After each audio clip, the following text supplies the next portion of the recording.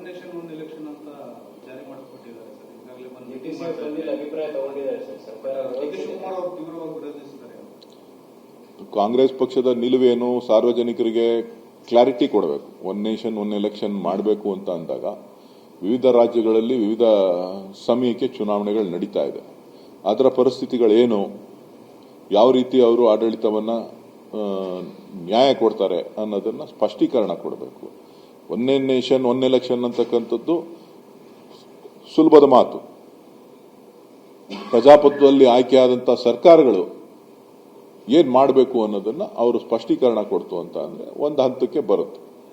ಮುಂದಿನ ವರ್ಷ ನಡೀತಕ್ಕಂತ ಕೆಲವು ರಾಜ್ಯಗಳ ಚುನಾವಣೆಗಳು ಅದ್ರ ಬಗ್ಗೆ ಯಾವ ದೃಷ್ಟಿಕೋನದಲ್ಲೂ ಕೂಡ ವಿಚಾರ ಆಗಿಲ್ಲ ಅನ್ನೋದು ಅಲ್ಲ. ಅದು ಲಾರ್ಜರ್ ಇಂಟ್ರೆಸ್ಟ್ ಅಲ್ಲಿ ಚರ್ಚೆಗಳಾಗತ್ತೆ. ಈಗ ಅವರು legislature party parliamentary party committee ಬಂದು ಕೆಲವು ಮಾಹಿತಿಯನ್ನ ಎಲ್ಲರ ಅಭಿಪ್ರಾಯವನ್ನ ಸಂಗ್ರಹಣೆ ಮಾಡಿದ್ದಾರೆ. ಅದು ಲೋಕಸಭೆನಲ್ಲೂ ಕೂಡ ಚರ್ಚೆ ಆಗುತ್ತೆ. ಲೋಕಸಭೆ ರಾಜ್ಯಸಭೆನಲ್ಲಿ ಏನಾಗುತ್ತೆ ಅನ್ನೋದನ್ನ ಕಾದ್ ನೋಡೋಣ. ಅಲ್ಲ, ರಾಜಕೀಯ ಅಜೆಂಡಾ ಅಲ್ಲ. ಒಂದೇ ಸಾರಿ ಇಡೀ ದೇಶದಲ್ಲಿ ವ್ಯವಸ್ಥೆಯನ್ನ ಬುಡಮೇಲು ಮಾಡತಕ್ಕಂತ ಒಂದು ಪ್ರಯತ್ನ. ದಂಡಯಾತ್ರೆ ವರ್ಷಕ್ಕೊಂದ್ಸಾರಿ ಹೋಗೋ ಬದಲು 5 ವರ್ಷಕ್ಕೆ ಒಂದೇ ಸಾರಿ ದಂಡಯಾತ್ರೆ ಮಾಡ್ಬಿಟ್ಟು ಎಲ್ಲರನ್ನೂ ಮುಗಿಸ್ಬಿಡೋಣ ಅಂತ.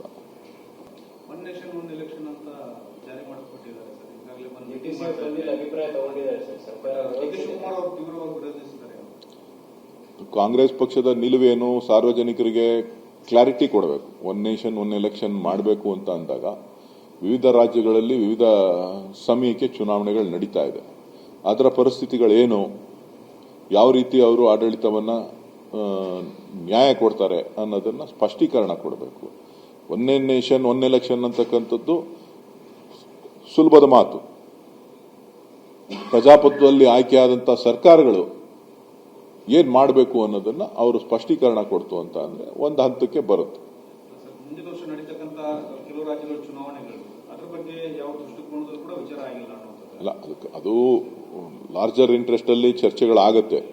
ಈಗ ಅವರು legislature party parliamentary party committee ಬಂದು ಕೆಲವು ಮಾಹಿತಿಯನ್ನ ಎಲ್ಲರ ಅಭಿಪ್ರಾಯವನ್ನ ಸಂಗ್ರಹಣೆ ಮಾಡಿದ್ದಾರೆ. ಅದು ಲೋಕಸಭೆನಲ್ಲೂ ಕೂಡ ಚರ್ಚೆ ಆಗುತ್ತೆ. ಲೋಕಸಭೆ ರಾಜ್ಯಸಭೆನಲ್ಲಿ ಏನಾಗುತ್ತೆ ಅನ್ನೋದನ್ನ ಕಾದ್ ನೋಡೋಣ. ಅಲ್ಲ, ರಾಜಕೀಯ ಅಜೆಂಡಾ ಅಲ್ಲ. ಒಂದೇ ಸಾರಿ ಇಡೀ ದೇಶದಲ್ಲಿ ವ್ಯವಸ್ಥೆಯನ್ನ ಬುಡಮೇಲು ಮಾಡತಕ್ಕಂತ ಒಂದು ಪ್ರಯತ್ನ. ದಂಡಯಾತ್ರೆ ವರ್ಷಕ್ಕೊಂದ್ಸಾರಿ ಹೋಗೋ ಬದಲು 5 ವರ್ಷಕ್ಕೆ ಒಂದೇ ಸಾರಿ ದಂಡಯಾತ್ರೆ ಮಾಡ್ಬಿಟ್ಟು ಎಲ್ಲರನ್ನೂ ಮುಗಿಸ್ಬಿಡೋಣ ಅಂತ.